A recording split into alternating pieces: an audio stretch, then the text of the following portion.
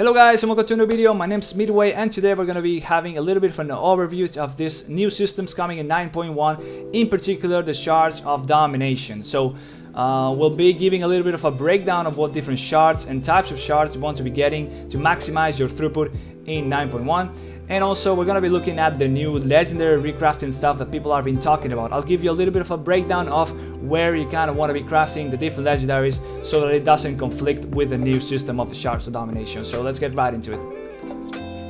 So what are the Shards of Domination? The Shards of Domination are a new type of item that's going to be dropping from the bosses in the new raid in 9.1, the Shards of Domination. And they're going to be dropping much like Conduits did back in Castle Nathria. They're going to be not taking the place of other items, they're just going to be extra drops.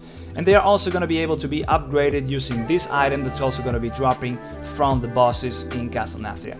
So the different shards can be upgraded up to 5 times, there's 5 different tiers.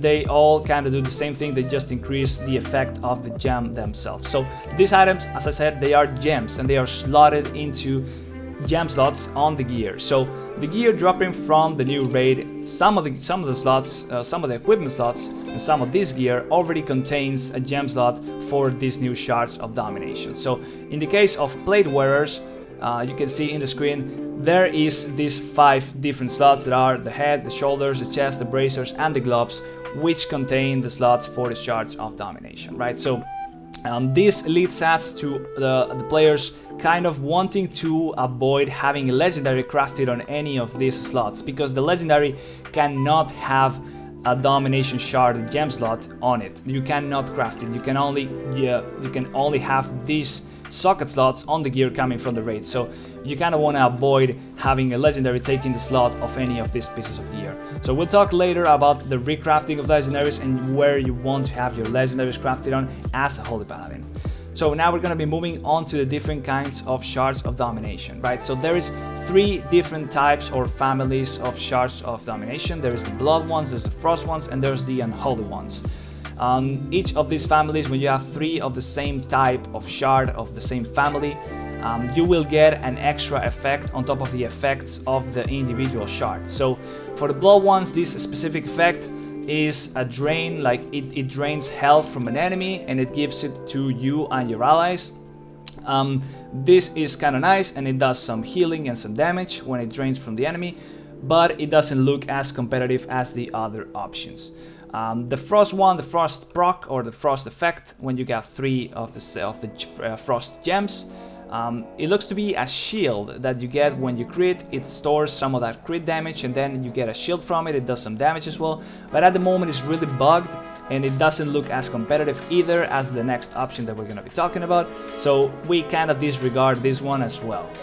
So we move on to the one that we actually want to be getting, the one that looks to be the strongest, and that is the Unholy Gem effect. When you get 3 Unholy Gems on you, you will be getting a proc of intellect. Yes, you will be getting a stacking proc up to 15 times, and once you get to 15 times, you will get 300 intellect for 15 seconds. And this has roughly a 30-something% uptime, 37% uptime while hitting a dummy, so that is actually really strong for just 300 intellect just from just having these 3 different unholy slots or unholy gems equipped on your Shadow Domination slots. So we are looking at getting these 3 gems, the Shard of Sed, the Shard of This, and the Shard of Oth.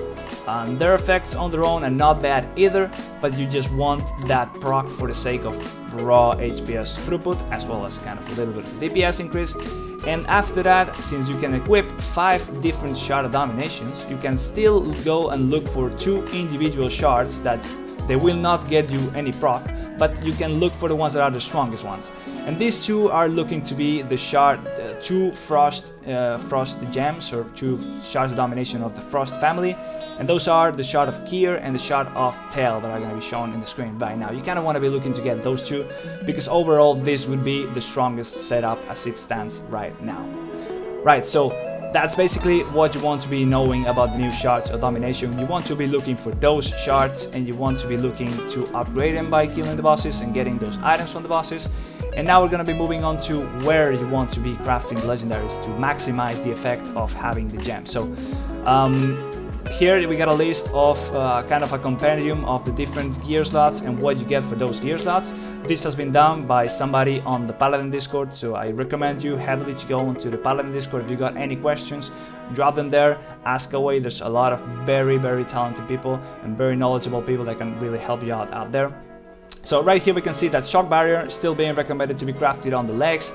That is because there is no Shards of Domination slot conflicting with the legs, and therefore the legs are still the best option because it's got the most intellect to them.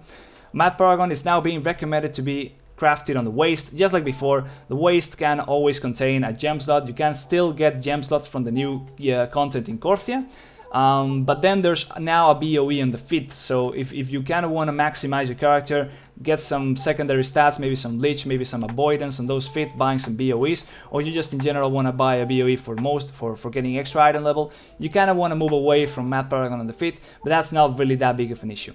Now, most people are worried about things like Marats, so Marats is being talked about quite a little bit because it's looking quite strong coming into 9.1.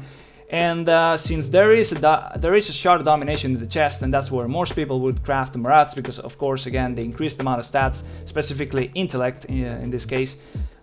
Since there is a Shard of Domination in the chest, you kind of want to move away from that option, but the other option is the ring, where you don't have a main stat, so you kind of have to go for the ring, because giving away the domination slot is kind of bad, so you kind of want to be crafting Marats in the ring. You have no other option as of now, so that is just fine.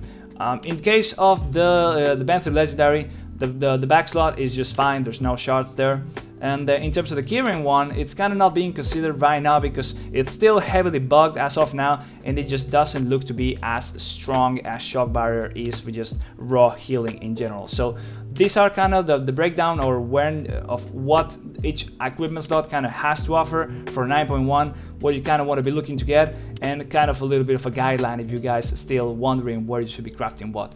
In terms of stats, if you're going to be playing the usual style like we did back in 9.0, you kind of want to still be crafting haste and versatility, or haste and mastery, depending if you kind of want to go for a little bit of damage reduction and damage in general for Mythic Plus, or you kind of want to maximize HPS for rating. So you are not looking to move away from haste, even though we are gonna be maybe looking to get a little bit less haste due to the nerfs that we received in terms of mana. We kind of maybe don't want to get up to the 30% mark in haste, but that remains to be seen. For now, you kind of still want to be crafting haste burst or haste mastery. Don't give up the haste because you'll probably end up regretting it. And that's pretty much it for now, guys. I hope you found that informative and helpful. And if you enjoyed it, please drop a like in the video. Please subscribe as well if you want to see more content like this, and I'll keep you guys updated in any new changes like this, maybe make some kind of guides like this as well. But yeah, now that the season 2 is coming up, I'll probably be uploading some more videos featuring the new seasonal affix. I haven't done any PTR testing, so I don't have any footage for that, but when we are pushing keys in the next season, there'll definitely be some new videos on here. So if you enjoyed it, please follow, like, subscribe, whatever. I'll be streaming on twitch.tv/midwayeu, so if you want to catch me live, go there. And yeah, thank you very much for watching, guys. I'll see you guys next time. Bye bye.